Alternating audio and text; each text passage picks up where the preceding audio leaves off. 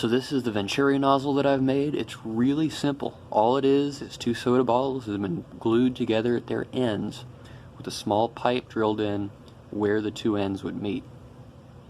That pipe is set to draw from a small jar of water with a little bit of red food coloring in it, just for clarity.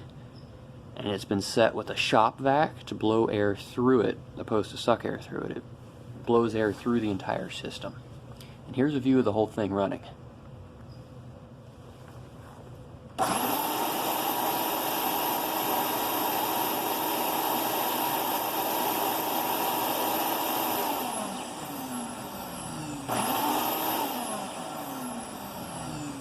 So just to verify, to be ultra super duper clear, and to just be sure that I wasn't pulling your leg, I made a test case too. This new nozzle has no change in the cross-sectional area, or at least not an appreciable one. And so when we turn the vacuum on to blow air through this system, I'm going to predict that absolutely nothing happens.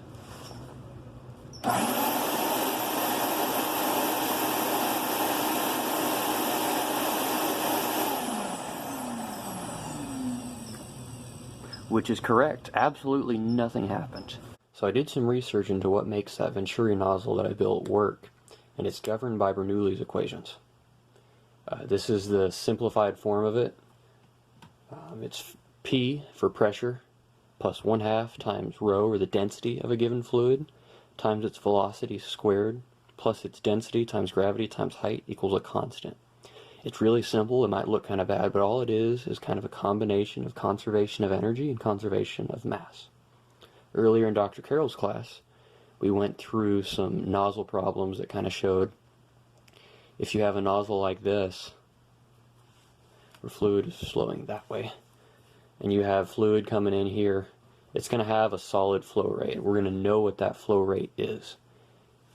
At this point here, we may not know what the fluid velocity is, but we do know that the flow rate, the mass flow rate, will remain constant. In order to keep the mass flow rate constant, you have to increase that fluid's velocity here. So we know that from earlier in the class. But this little add-on to that tells you that when the velocity of that fluid increases, you're going to have to decrease your pressure.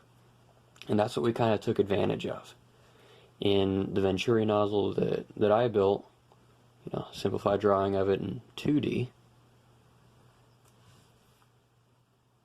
that constriction there forces that fluid to flow at a higher velocity, which in turn decreases its pressure. And doing a little bit of research into what the manufacturer said that vacuum can blow, it turns out to be about 35 cubic feet per minute. If that was the flow rate through the nozzle, which I think is pretty close to that, then at that constriction point there, we would have got about half atmospheric pressure. So I had got, 54 kilopascals is my total number there. So it's pretty impressive that with just a simple little nozzle, that you can obtain some pretty obtainable, pretty serious pressure differences that we use to drive a fluid.